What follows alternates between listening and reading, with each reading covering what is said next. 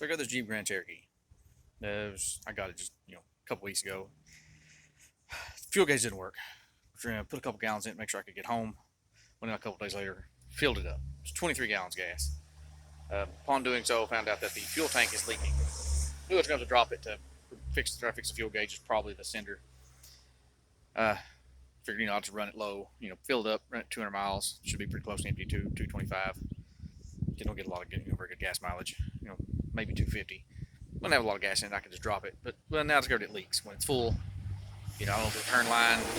I don't think it's sealed. I don't know. I got to drop the tank to find out. But it's full, 23 gallons. So it's like, okay, how am I gonna get the tank emptied?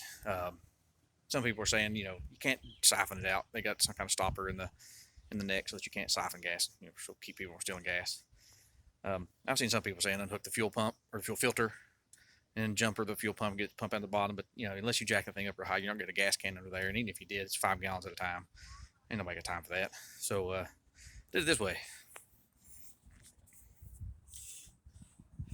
This is the port for the check your fuel pressure, for the fuel pressure gauge.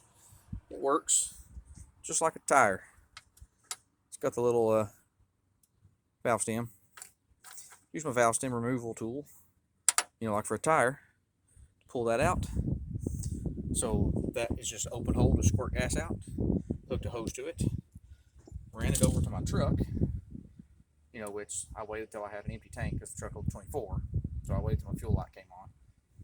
Went in and put a gallon into a can so I can put some back in the Jeep so I can move it into the garage. So it shouldn't overflow the truck. It should all fit. Just ran the hose from there and jumpered, the fuel pump relay. I just jumpered it with this piece of this metal strap here just to get the fuel pump pumping. And so gas is flowing through that hose into the truck. I could just go do something else. I'm waiting because this is kind of slow. It don't pump very fast, but I don't want to just walk away because if hose comes loose or comes out, it's just gonna spray gas everywhere. That's a huge mess. I don't want to deal with that either. So doing it this way, and I was gonna stand here and wait just to watch. So if something goes wrong, I can pull that jumper wire before it spills too much gas.